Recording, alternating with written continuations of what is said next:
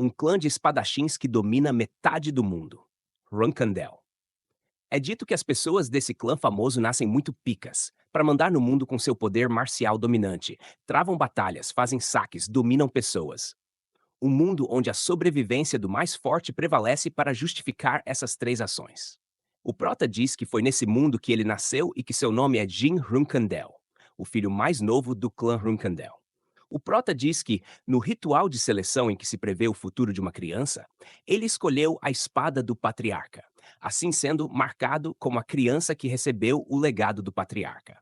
Um cara do clã do prota, que não sei quem ainda, diz que ele escolheu a espada chamada Barizada e que isso é muito interessante. O prota diz ter acreditado que só teria glória e sucesso em seu futuro. Mas nada é tão fácil assim, pequeno gafanhoto. Então Jim fica se perguntando como algo assim poderia fazer sentido, pois ele percebeu da pior maneira que não tinha absolutamente nenhum talento com espada. Em sua cabeça, só podia xingar, por ser muito abaixo da média em seu clã. Logo, o protagonista foi taxado como o menos talentoso dos Runkandel. O prota ouve a voz de seus irmãos o chamando. Um deles, que vou chamar de Cabelo Branco, pergunta por que ele está balançando uma espada sem nenhum motivo outra vez. O outro irmão, agora batizado de Cabelo Preto, carai, como sou criativo, diz para o Cabelo Branco deixar o prota em paz, que talvez Jin não queira pegar em uma espada que não seja especial. Então, Cabelo Branco pergunta onde o prota deixou sua espada especial. Cabelo Preto debocha do prota, perguntando onde ele deixou Barizada, que era a espada do patriarca, para estar usando uma espada de madeira qualquer. O prota fica com cara de quem lambeu algo amargo em silêncio. Cabelo Branco diz para ele responder seus irmãos mais velhos e, enquanto fala, solta um bicão no bucho do prota, que cai no chão agonizando enquanto é chamado de inútil. Jin olha para trás de forma miserável e tenta catar sua espada de pau. Então, Cabelo Branco pisa na mão do prota dizendo que ele não tem motivo para continuar tentando usar uma espada. O prota dá aquela gemida de dor clichê. Então, Cabelo Preto pega uns papéis e pergunta se são teorias de esgrima básica, dizendo que isso não vai adiantar de nada. Cabelo Branco diz que não se deve dar chances para incapazes, enquanto começa a quebrar a espada do prota. O prota pede para eles pararem desesperadamente. Enquanto Cabelo Branco diz que é por causa de chances dadas que os incapazes não sabem o seu lugar e ficam alimentando esperanças inúteis. O prota diz que eles não precisam fazer isso. Cabelo Branco pega o prota pelo cabelo e diz que ele deve ficar calado, pois estão fazendo isso por se importar com ele. Cabelo Preto pergunta se a babá do prota não o educou direito para ele ser tão respondão assim. O prota diz que Gilly não tem nada a ver com o que está acontecendo. Então, os irmãos do prota dizem que, como irmãos mais velhos, irão ensinar uma boa lição para ele.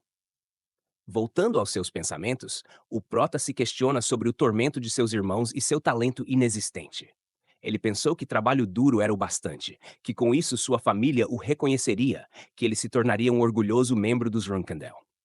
Em seguida, é anunciado que o prota será expulso do seu clã por ser tão inútil e que só pelo fato de ele ter se esforçado demais, não irão colocá-lo no Vasco. Então Jin diz que com 23 anos foi expulso do seu clã e virou um mendigo sem rumo, até conhecer sua mestra. Só então, ele descobriu que tinha um talento. Um talento que era proibido dentro do seu ex-clã. Talento para magia. 3 anos depois.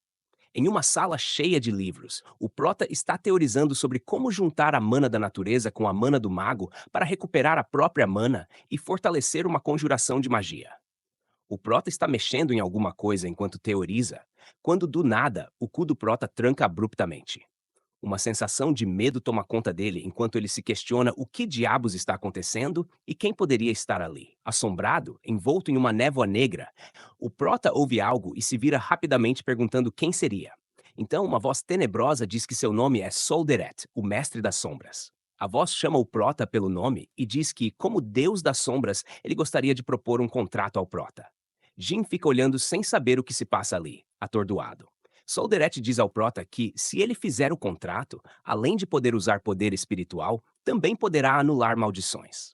Que o protagonista parece ter sido muito odiado por alguém na sua infância, a ponto de terem colocado uma maldição nele que o impedia de mostrar seu talento. Mas que para Solderet, essa maldição era insignificante. O Prota, ainda assombrado, se pergunta que maldição é essa. Então, Solderet diz que é uma maldição chamada Ilusão da Lâmina, que faz um cara com aptidão para ser pica com uma espada virar um bosta. Solderet diz que o Prota deve ter comido o pão que o diabo amassou por causa dessa maldição, e que deve ter sido por causa dela que ele se sentiu atraído pelo Prota. Lá ele. Então, após fechar o contrato, ele diz que o Prota nunca mais será amaldiçoado e que agora ele pode se tornar o espadachim mais pica do século. Então ele irá assistir o Prota com prazer. Lá ele 1000 vezes. O Prota fica olhando para cima com cara de banana enquanto a sombra se dissolve. Então ele volta a si e rapidamente cata uma espada e sai virado na peste, cortando o vento. Ele ergue a espada e diz que Solderet tinha razão. Com uma cara de cachorro louco, o Prota diz que agora ele consegue sentir um novo nível de habilidade. A espada agora está mais leve que uma pena. Então ele tem a ideia de adicionar magia aos seus golpes e fica mais feliz do que um pinto no lixo. Nesse momento, o Prota percebe que o garoto mais barrela da história dos Runkandels não existia mais. Após se deliciar com suas novas habilidades, o Prota volta a si e, enquanto treina no meio do mato, diz que seu trabalho duro está dando frutos. Do nada, aparecem os cavaleiros um tanto estranhos. Então ouve-se um grito um tanto estranho também. Uma cara em frangalhos cheia de sangue, um olhar de terror. O Prota não se tocou ainda e fica se perguntando por que está tão pesado e se ele ouviu um grito. Então ele chama sua mestra, chama Solderet também, mas ninguém aparece. Seus últimos pensamentos são que ele irá morrer sem ter aproveitado nada de suas novas habilidades, que então não fazia sentido ter ganhado uma segunda chance. Em seguida, tudo fica escuro. Um tempo depois, o Prota abre os olhos e vê duas pequenas mãos, se questionando o que diabos aconteceu e por que tem pessoas do seu clã ali. Ele tinha certeza que morreu alguns momentos atrás. Uma gostosa aparece ao lado do Prota e deseja boa sorte a ele, chamando-o de Jovem Mestre Jin. Então o Prota se lembra que essa waifu era Gilly, sua babá. Em seguida, ele olha para frente e vê Barizada, a espada que ele havia escolhido como o legado do patriarca. O Prota, com cara de criança fofa, percebe que está no ritual de seleção novamente, que ele voltou ao passado após morrer. Ele se lembra que anteriormente só pegou essa espada por coincidência, mas que dessa vez ele irá escolher sabendo o que está fazendo. E esse capítulo chegou ao fim, galera. Se você tá gostando dessa farofa, se inscreva aí, meu caro, pois vai me motivar a virar dia e noite para trazer os próximos capítulos dessa obra insana o quanto antes.